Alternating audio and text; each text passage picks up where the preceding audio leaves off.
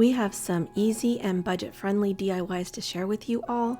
We love to create high-end looks for less and thought for this video we would create and upcycle from things we already own. Join us today for some creativity and inspiration.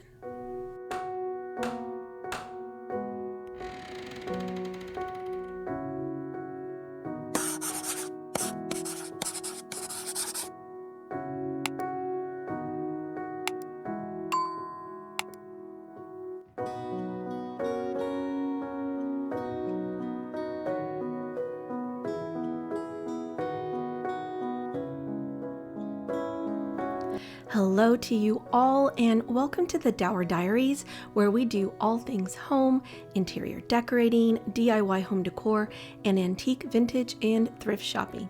If you're new here, I'm Jennifer. Cory and I are so happy to have you with us on our channel.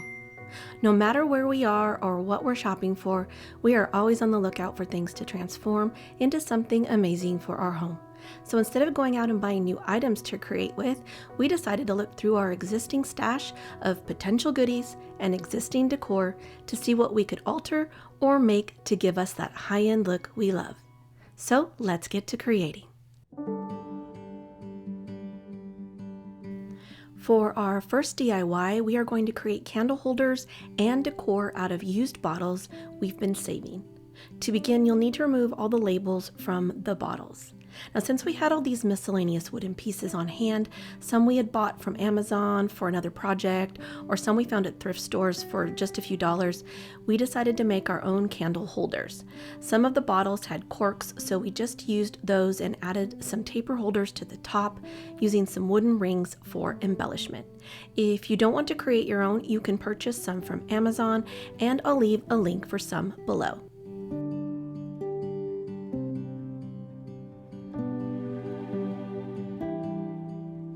To add texture to the bottles, Cory used joint compound and created his own look for each bottle, making sure to vary the textures so that they all looked a bit different.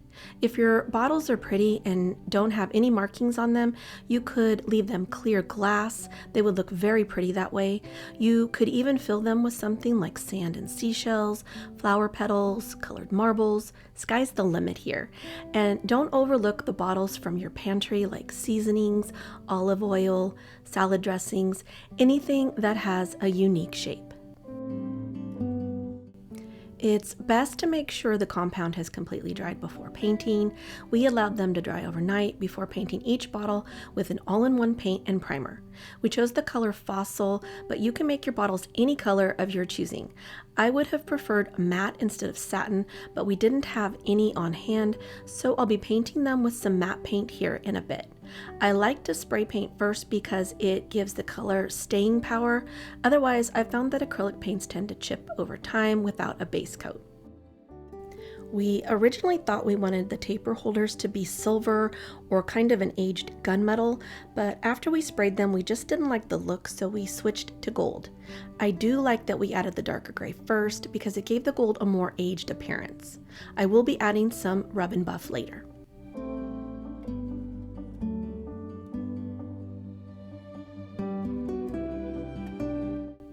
Because the color was just a bit too dark and also satin, I painted over the entire surface with the color antique white, mixed with just a bit of linen to warm it up.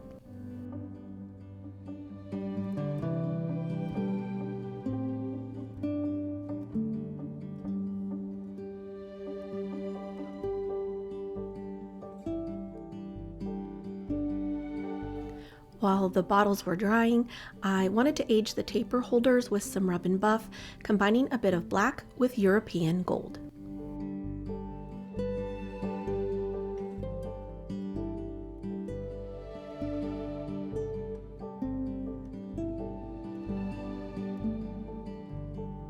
To give the bottles a weathered appearance, I used my favorite color, raw umber, with some water to give each bottle a paint wash. Since each bottle has its own texture, they will each look a bit different, even though they are painted the same color. Again, you can use any color combination of your choosing. I did forget to showcase that I also did a white paint wash after the brown had dried.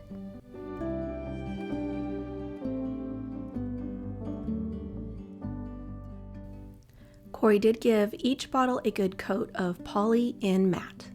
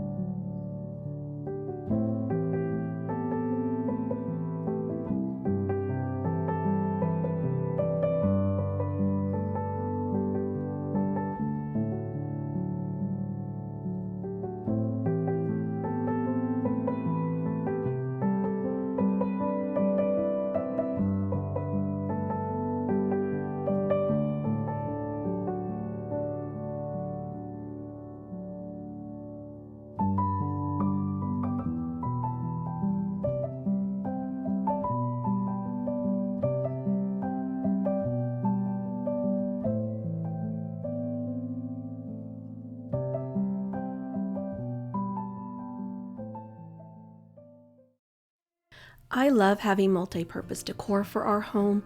It is a space saver, but also more importantly, a cost savings as well, which I'm sure you can all appreciate. We found these marble trays at a salvage yard quite a while back. I don't remember exactly what they cost, but it wasn't much. I think for both it was under $20. They do have a little chipping here and there, but I like things to be a little less than perfect. Now I can use these just as they are in my decor, but I thought, why not make them multi-purpose and create stands for each of them so that I could use them when hosting as serving trays. One tray is a bit larger than the other and they store together really well. To begin, Cory measured each tray and decided on the measurements for the stands. To create something that I could take apart easily, he drew out an interlocking stand that I could tuck away when not in use.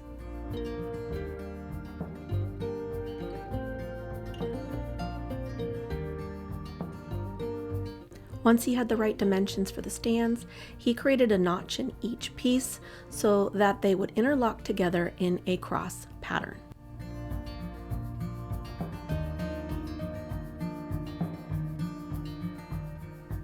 He did this for both trays, the large and the small. I asked that he vary the heights to give the trays more interest. Now, these stands or risers could be used with a multitude of trays and bowls for the kitchen and also for decorating your home. They really are a great item to have. He gave each piece a good sand, and then we stained the wood in my favorite color, Jacobean by Minwax.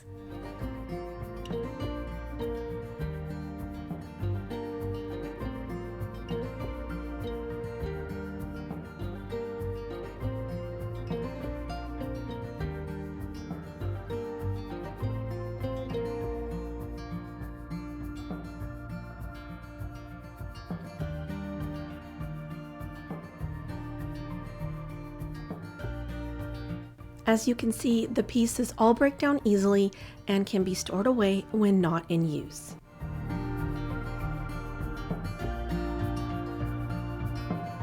Without the stands, the trays can be used on their own. And with the stands, each marble tray has a new look and function.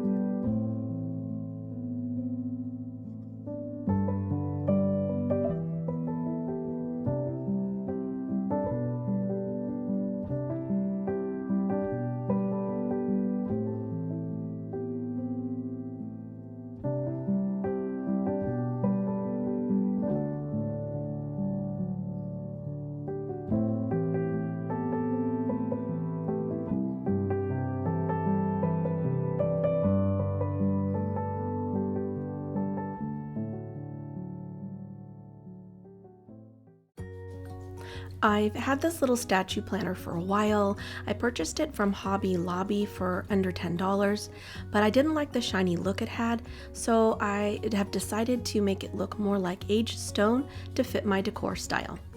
We had this aged gray chalk paint on hand, but the nozzle was clogged and we tried to use a different nozzle from another paint brand, but it wasn't working especially well. Cory did manage to get a very light coat on it, but I ended up painting it all again with some acrylic paint. I would have liked to give this piece 2 coats of chalk paint to really make sure it wouldn't chip, but we were trying our hardest not to spend money and use only the products we had on hand. The color started out a bit on the cool side of gray, which I didn't really like, so I did add some brown to the color to warm it up a bit. Once the base coat had dried, I began the process of making the planter look aged by adding some of the gray-brown and water mixed together to wipe over the high points. I then wiped it back with a damp paper towel to blend.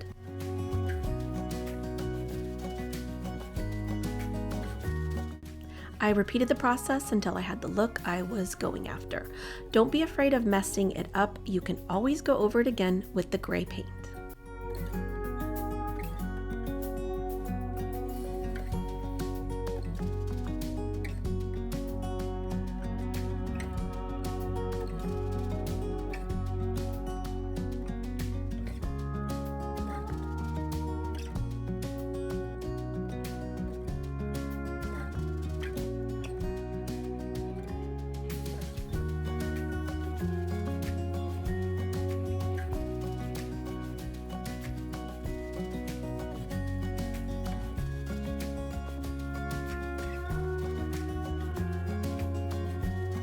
Once all the paint had dried, Cory gave it 2 coats of poly in matte.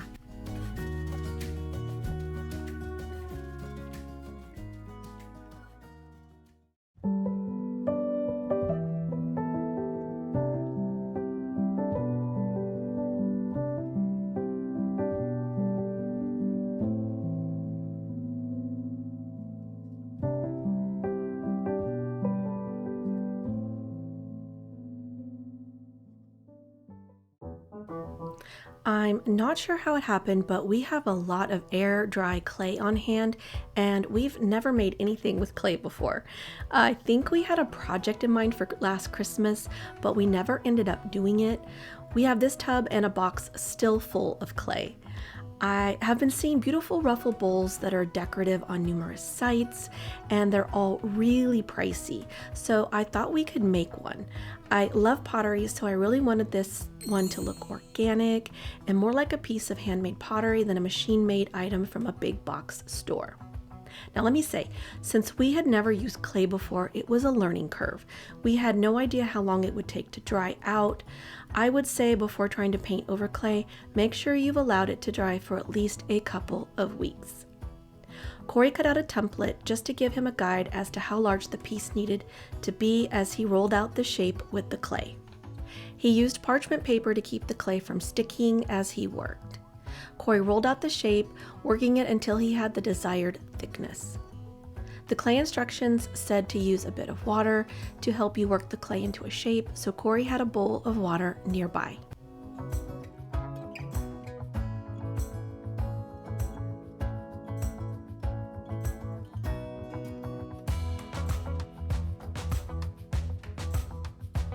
To help hold the ruffle shape while the clay was drying, we used rolled up foil. Any round shape will do, so whatever you have on hand.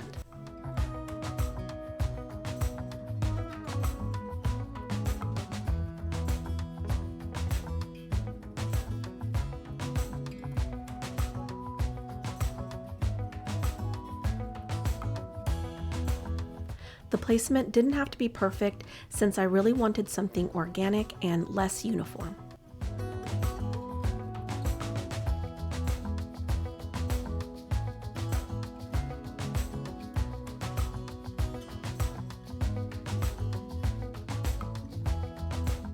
To help keep everything in place, Cory wrapped some painter's tape around the foil balls so that they wouldn't shift while the clay hardened. We then set it aside to dry for 3 days. We even placed it in the oven on the lowest temperature for about 10 to 15 minutes. Once it was dry, I painted the entire bowl with one coat of paint, mixing the color Country Twill with some white.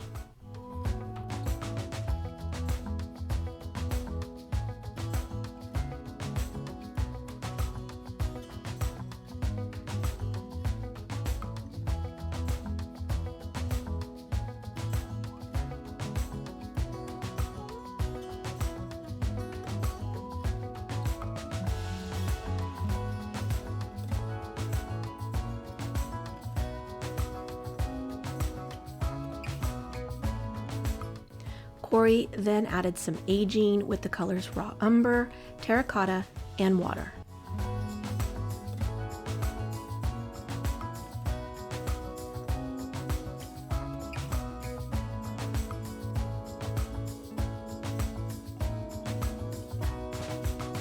Once it was completely dry, Cory sealed it with poly in satin.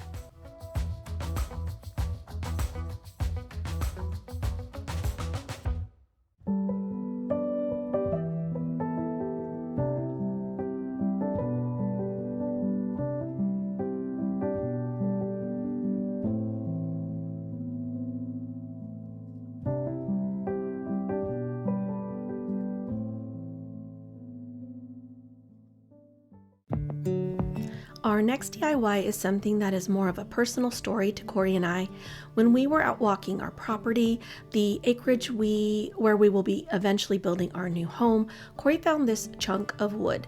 I love the shape and texture of it, and I want to have it as a reminder of how our journey began here in Tennessee, so I thought we could make something out of it as a kind of keepsake.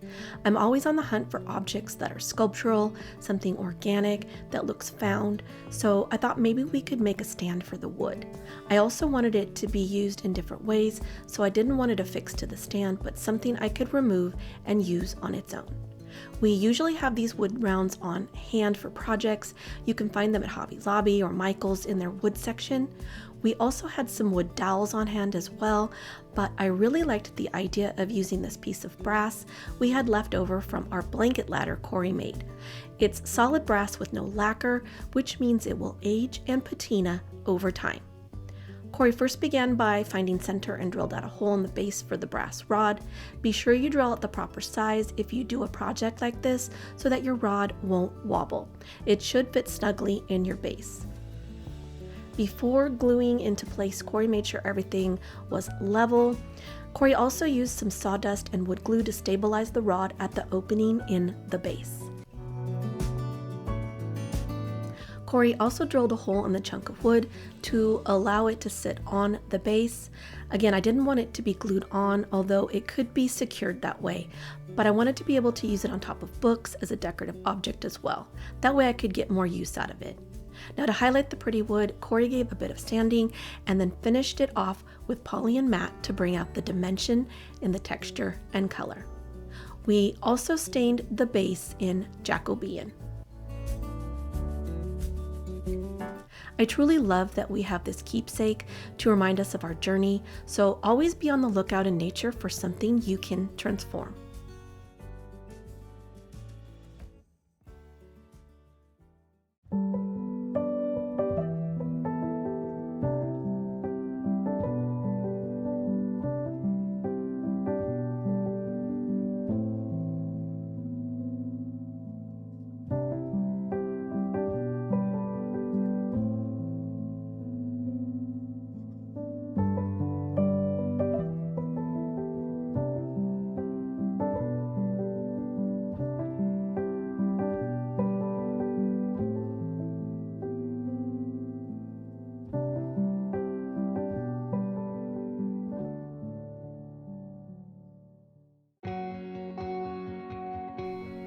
The last of our DIYs today are really just miscellaneous wood items we've picked up here and there, clearance items at big box stores, and thrifted finds. I chose to have Cory stain them so that I could use them in my decor. You could certainly embellish them with whatever fits your style. Using IOD transfers to add pattern and color is a great idea. You could paint them in any color you choose. I love the look of wood, so this is what I decided to go with. I mean, who knows? I could change my mind in the future. The options truly are endless.